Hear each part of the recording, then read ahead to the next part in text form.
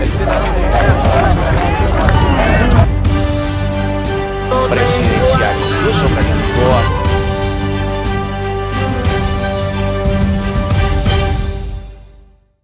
¿Qué tal? Los saludo nuevamente desde la Ciudad de México en esta serie de entrevistas sobre migración, sobre la diáspora venezolana y de otros países que también vamos a tocar.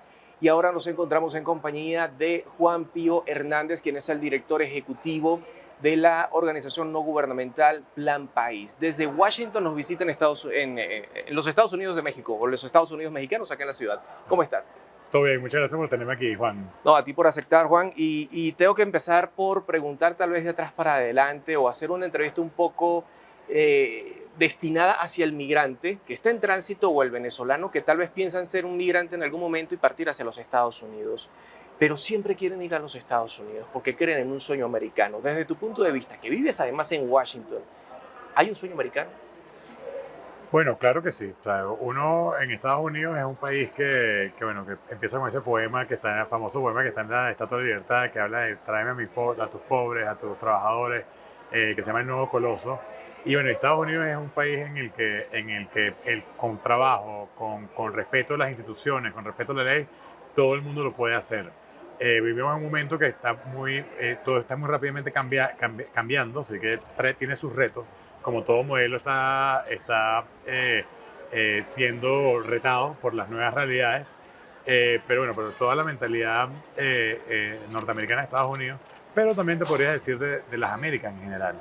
Esto es un continente de migrantes, esto es un continente en el que uno se pone a ver las historias de no solo Estados Unidos, sino en toda la región. Yo vengo de familias de migrantes que vinieron a Venezuela, tanto a principios de la historia de Venezuela como recientemente en el siglo XX, y uno se pone a ver y todo el mundo llegó a las Américas y en las Américas se encontró. Y tenemos aquí presencia de todo el mundo, y todo el mundo ha surgido con historias muy traumatizantes algunas, pero sí lo vemos y sí, el sueño americano está presente, está en un momento muy duro porque creo que vivimos una realidad con todas las nuevas realidades del mundo moderno que lo retan, pero bueno, es un modelo que cree en el individuo, cree en las libertades y bueno, ahorita está cuestionado por todo lo que implica ser libre, que es tener retos, de tener desacuerdos y cómo trabajar esos desacuerdos que trae cierto desorden. Y bueno, entonces hay libertad con desorden y eso es lo que se está tratando de resolver, que creo que es un reto de Estados Unidos, pero también de todas las Américas. Me llama la atención que dices que ha sido tal vez, o resumiendo un poco, ha sido bastante coyuntural hablar de libertad. ¿Qué es libertad para ti? Wow, o sea, bueno, libertad es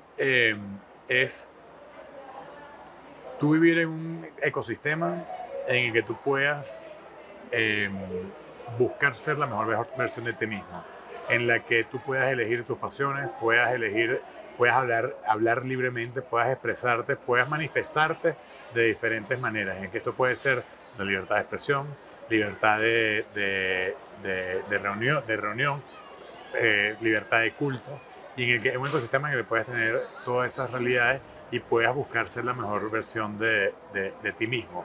Y o sea, fuertemente creo que ese es el modelo que desata lo mejor del ser humano. Ese es el modelo que hace al ser humano encontrarse y tener un sentimiento de pertenencia. Bueno, y creo que al final del día también creo que migración es la expresión de libertad más pura que se encuentra, en el que el ser humano busca ir a otro sitio en donde se puede encontrar y buscar la felicidad de diferentes maneras. Y lo hemos visto. Y el continente americano, de las Américas completas, desde Canadá hasta la Patagonia, has visto que ha sido un ejemplo de eso. Y continuamos con todo este flujo de personas que eso, yo digo que es la manifestación de la libertad más pura que existe. Luis, ¿y qué es y cómo es ser un migrante en los Estados Unidos? Tiene sus retos, como todos lados, porque obviamente cuando uno migra, uno tiene que adaptarse a los diferentes sitios y bueno, tiene que adaptarse a las nuevas realidades.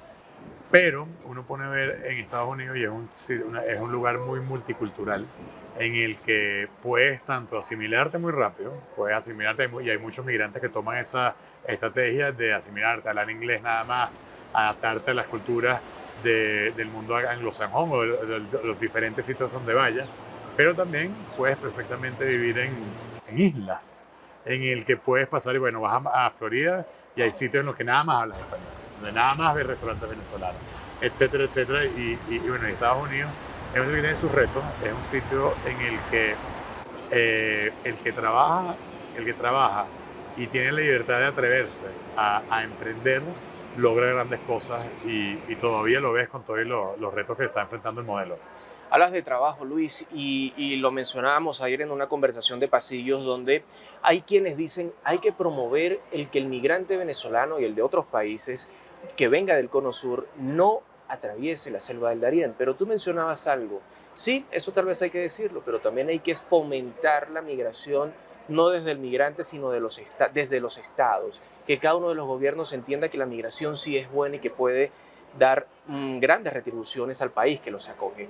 ¿Cómo hacerlo? ¿Y qué es tal vez lo que puede ayudar un migrante a cada uno de estos países donde van, especialmente a Estados Unidos y en el caso de los Claro. venezolanos? Mira, yo creo que el punto de partida ahí es ver el ejemplo que dio Colombia. Colombia es un país que se enfrenta a muchos retos, así que no quiero sonar indiferente a eso. Y bueno, pero el gobierno del presidente Duque, el gobierno saliente que terminó su mandato hace una semana, hace 10 días, dio un gran ejemplo al mundo entero. No le dio un gran ejemplo a Latinoamérica, le dio un ejemplo a Estados Unidos, a Europa, de cómo tú puedes tomar una política migratoria receptiva, responsable y solidaria y en el que puedes asimilar las ventajas de la migración. Uno te puede ver las casos de migración y todo el fenómeno migratorio y es un fenómeno que es ganar, ganar. Es ganar para el país que lo recibe, es ganar para el país de donde vienen y es un flujo de capital, es un flujo de riqueza, un flujo de grandes activos y eso es lo que tienen los estados que asimilar. Yo mencionaba en mi presentación de un artículo, un issue que salió en la revista The Economist del año 2011, que hablaba de cómo los países desarrollados pueden aprovechar la migración y las razones por las que esto puede pasar.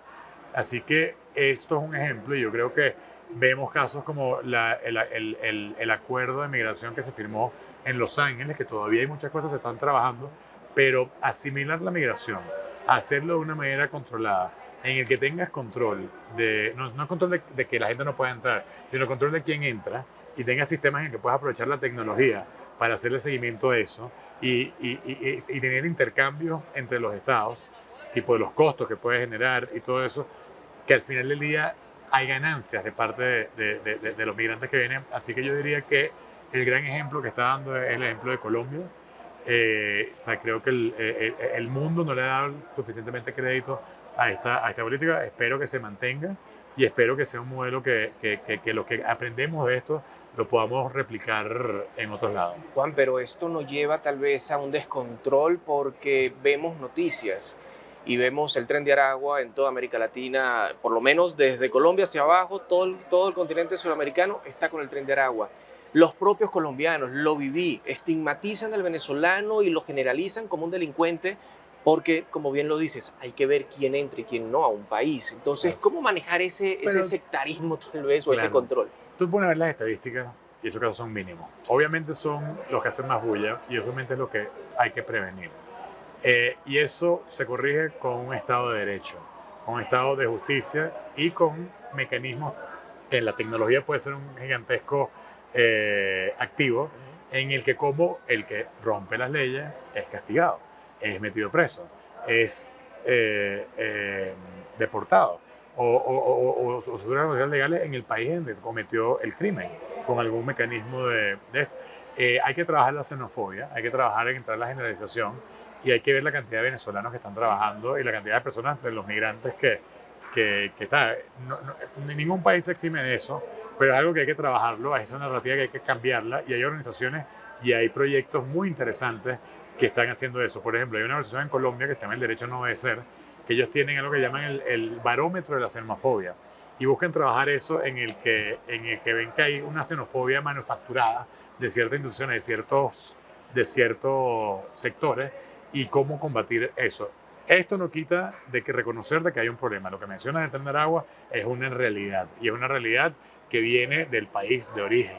El origen es de que la raíz de todo este problema es la crisis y la dictadura en Venezuela, el sistema de mafias que existe en Venezuela y, y en el que estás viendo que de eso están buscando exportar eso y aterrorizar a toda la región y a todos los países que han logrado cierta estabilidad y cierto desarrollo económico. Así que prácticamente lo que hay que buscar, hay que trabajar, hay que fortalecer el Estado de Derecho, dar herramientas tecnológicas para hacer control y monitorear todas esas cosas. Y bueno, obviamente no soy yo la persona para proponerlo, pero de que no, el único mensaje es que no se entren en generalizaciones, porque hace mucho daño y también uno puede entrar en generalizaciones de las cosas buenas que están haciendo los venezolanos en todos lados, los ejemplos que están dando en diferentes áreas como en emprendimiento, como en trabajo, como ese canal, ese flujo de capital humano que están dando en la región y bueno, y flujo de capital humano que también están dando vuelta hacia Venezuela,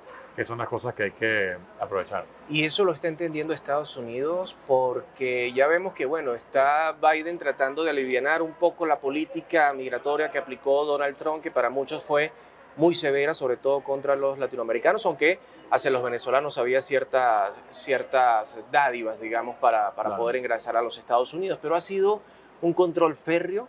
Ha sido bastante problemático llegar a los Estados Unidos, pero muchos de los venezolanos dicen, yo voy a Estados Unidos porque sé que voy a tener asilo. ¿Cuáles son las verdades y las mentiras Claro, mira, de ir a Estados Unidos como migrante? Estados Unidos tiene muchos retos, o sea, tiene muchos retos y es de eso, desde un sistema anticuado, un sistema fallido migratorio.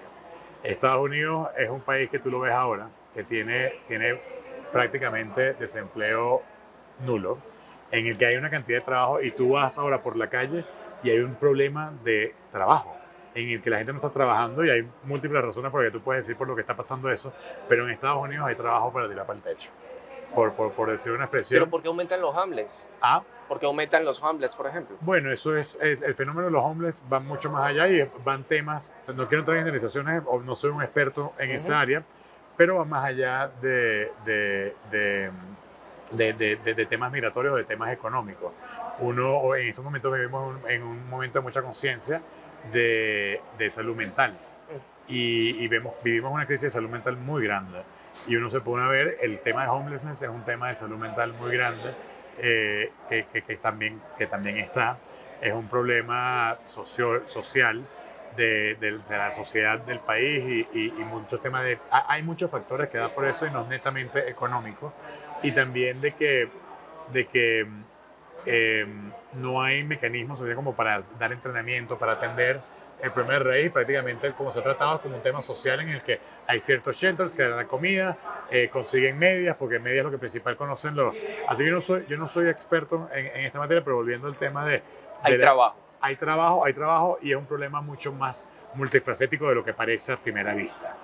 Y uno lo ve en las ciudades en lo que está, son ciudades muy ricas, son ciudades, uno va para California, va para Los Ángeles y San Francisco y ves este problema de homelessness que son supuestamente los estados más ricos de Estados Unidos, pero también más desiguales. Vas para la ciudad de Washington, que tiene un problema de homelessness ahorita muy grande. Vas para Nueva York, que bueno, es cierto, ¿verdad? Y el problema de homelessness es un problema mucho más multifacético de lo que se puede ver, no es nada más de desarrollo y no es de pobreza como tal. Sí, o sea, está creciendo desigualdad, pero hay muchos factores por ahí.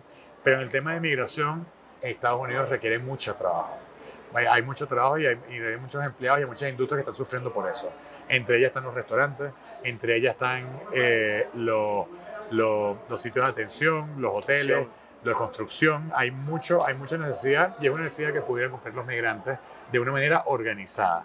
Tú tienes que ver que obviamente el tema de migración es un tema que da mucho miedo, es un tema que levanta xenofobia, es un momento en el que también cierto sector de la población de Estados Unidos se siente amenazada de su manera de ser, porque prácticamente vivimos en un mundo que está cambiando, un mundo mucho más diverso. Esto es un país que siempre ha sido diverso, lo que pasa antes la diversidad era católicos irlandeses contra protestantes anglosajones. Y esa era la diferencia en que se tenía una desconfianza y una xenofobia gigantesca. Cuando gana Kennedy la elección en el año 60, había una desconfianza de él por ser católico gigantesca.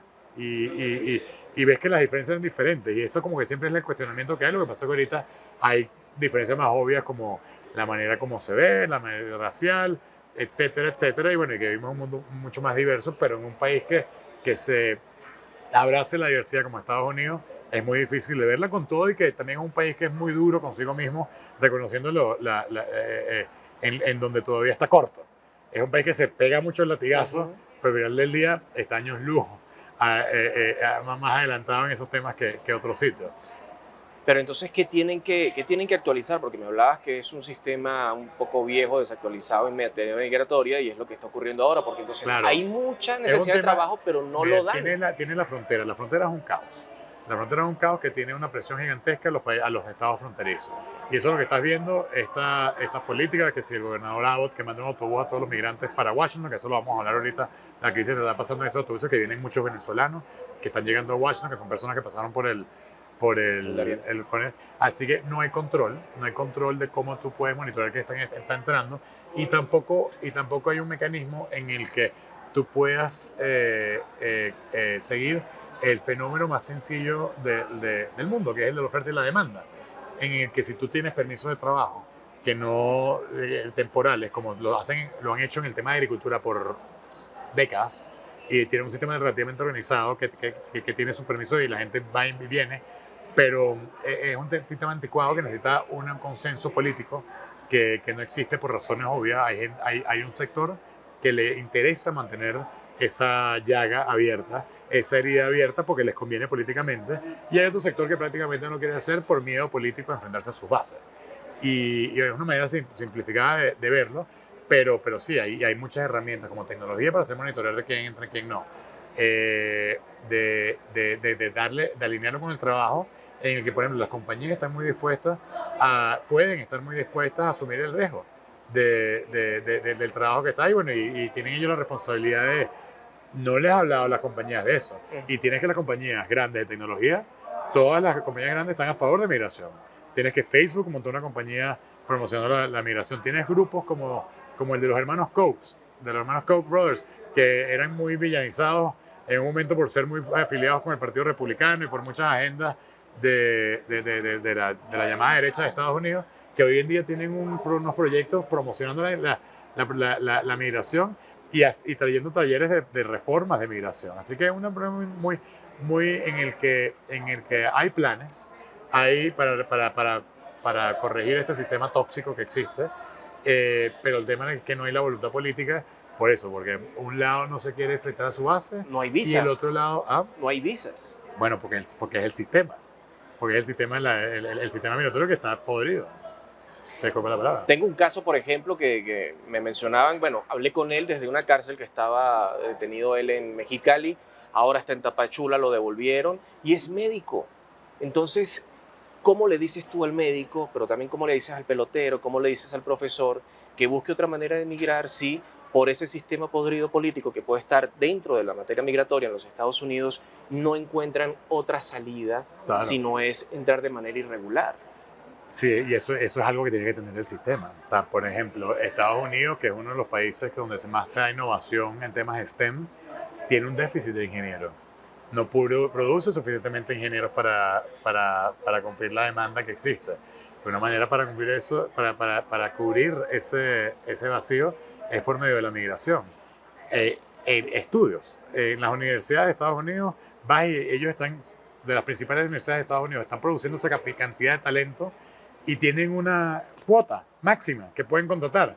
O sea, uno si piensa de estas personas no diría que el sistema americano ha invertido en ellos, pero el capital americano, que es uno de los principales activos, que son estas universidades que han pasado por ahí, al graduarse deberían tener permiso automático para trabajar en Estados Unidos, ya que son personas que se han convertido y no estar buscando a dónde irse. Son cosas absurdas que tiene el sistema, que hay que buscar trabajar, que yo no puedo traer con las soluciones, y si quieres volvemos a hablar de Venezuela, pero es un gran reto en el que existe y en el que hay un gran potencial y en el que hay que hablar en una solución compartida.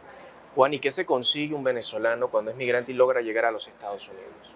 Bueno, se consigue que en un principio está el reto de la irregularidad, porque existe el tema del TPS, pero hay mucha incertidumbre si lo van a renovar, si no lo van a renovar, qué viene, qué no viene. Por ejemplo, yo soy de familia cubana.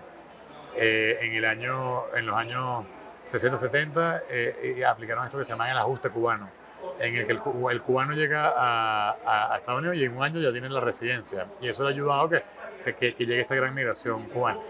No sé si la solución, hay muchos sectores del venezolanos que están promocionando una solución similar para el caso venezolano y también de la extensión del TPS y traer otras medidas especiales para atender esta crisis en la que está. Pero, por más que sea por la falta de voluntad política de cubrir estos dos temas, en el que el tema de Venezuela, tú veías que había hasta consenso en el que la administración de Trump quería ayudar a los venezolanos, pero por no enfrentarse a su base, por no ir contra este mensaje de que estaba, no lo hizo y prácticamente la administración de Biden llegó con algo que ya estaba listo de hace rato. Y lo han venido extendiendo y bueno, que se enfrenta un venezolano ahorita, primero es la irregularidad, también tiene el riesgo de que apenas que cruzan la frontera se encuentran que está este esfuerzo de parte de la gobernación de Texas fronteriza que manda a los migrantes para el norte es como un acto de venganza, un acto de como que, mira, este problema, este desastre fronterizo que es culpa del gobierno federal en no dar una solución, sea por seguridad para armar la frontera, o sea de una reforma migratoria, etcétera, los manda para el norte y están llegando a Washington, D.C., a la estación Union Station, y ahí están llegando sin saber a dónde están yendo, ¿verdad? Ellos los montan en estos autobuses y muchos ni saben dónde están, llegan para Washington y que ¿a dónde quiere ir usted? Y que no, yo tengo un amigo en San Antonio. Bueno, pero San Antonio fue en Texas, usted estaba al lado de ahí, ¿por qué se montó por acá?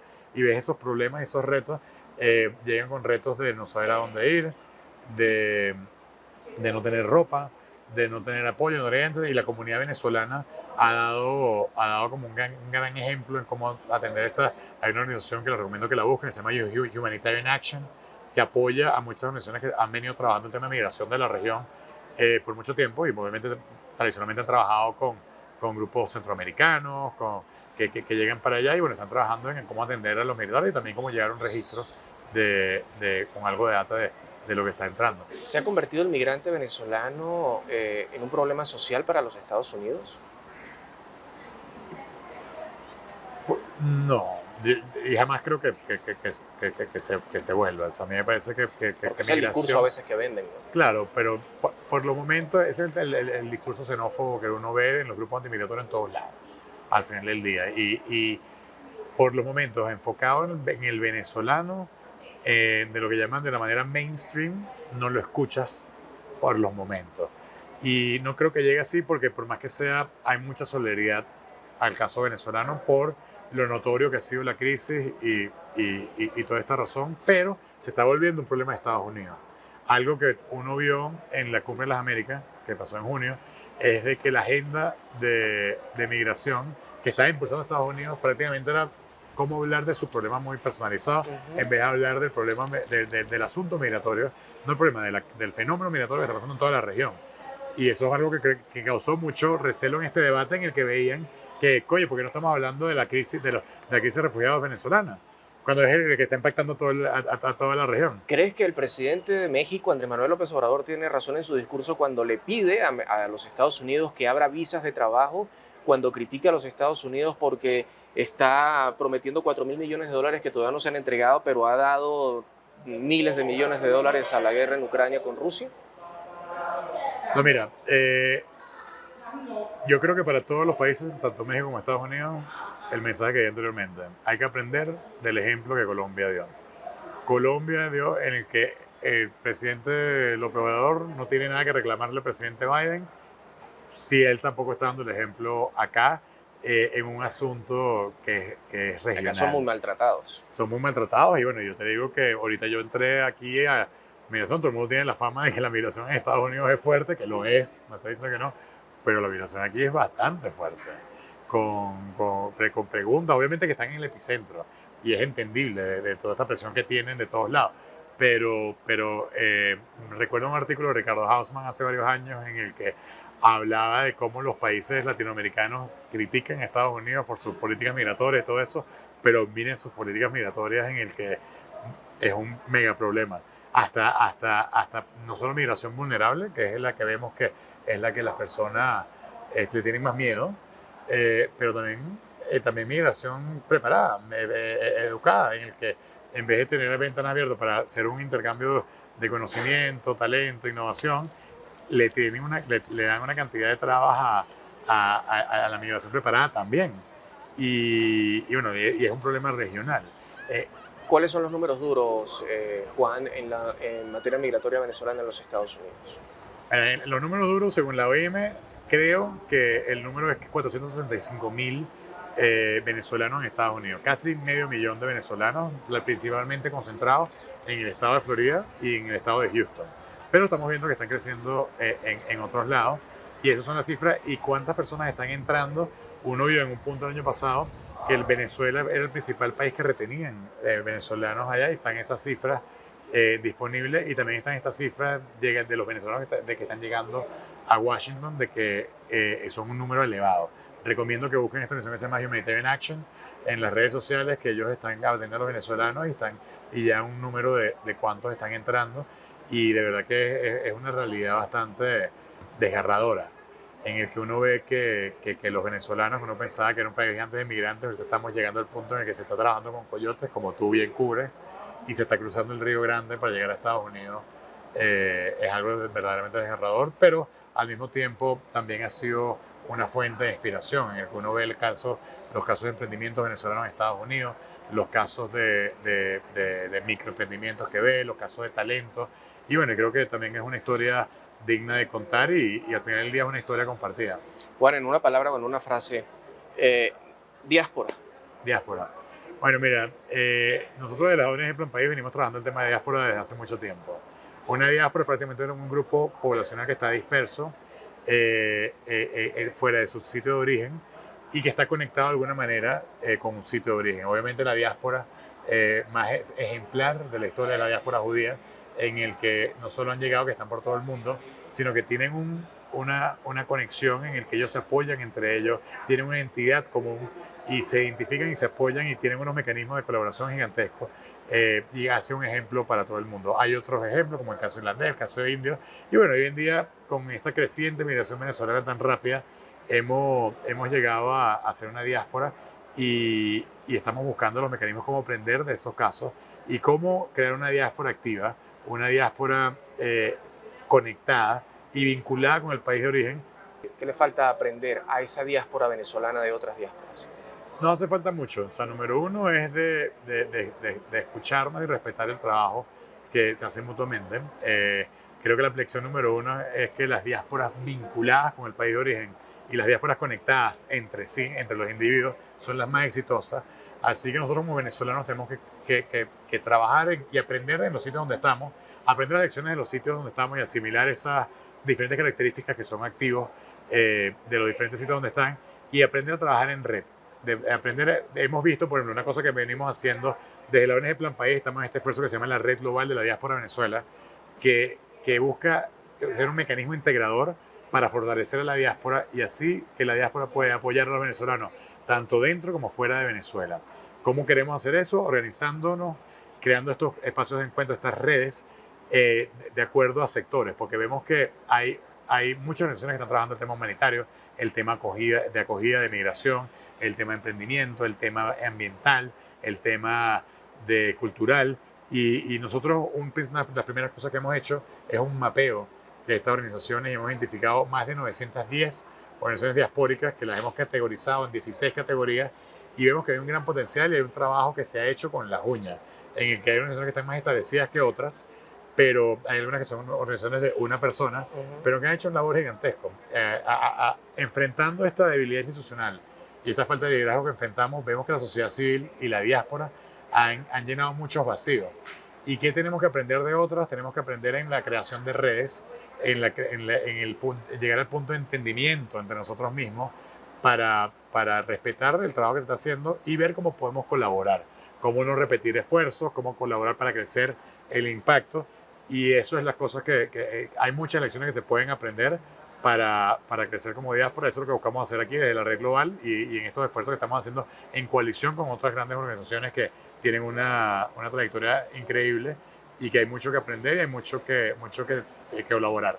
Juan Pío, muchas gracias por haber estado con nosotros acá en SMP4, y a eso hay que agregarle. Hay falta de liderazgo, pero con muchos líderes, ¿no? Entonces eso es otro tema a desarrollar, Muchísimo. bastante fuerte dentro de la diáspora, Yes. sobre todo venezolana. Claro, y hace falta el liderazgo regional, hace falta el liderazgo local, el liderazgo con vínculos de ciertos países, como por ejemplo, el liderazgo venezolano. Y bueno, creo que el liderazgo como el que estás mostrando tú, como mostrando lo que estás haciendo con tu trabajo de periodismo, también vale la pena y hay que resaltarlo y destacarlo y reconocerlo. Y bueno, así estamos creciendo y comunicando todo el diferente trabajo que no solo es la Red Global de la Diáspora, no solo la ONG Plan País, sino todas las organizaciones que forman parte, que son los protagonistas de este trabajo que se está haciendo. Juan, muchísimas gracias y a ustedes los invitamos a que sigan acá a través de nuestras redes sociales, háganle clic ahí abajo y obviamente también a la campanita para que cada vez que tengamos una entrevista sobre estos temas, pues ustedes las puedan ver de primera mano. Hasta pronto.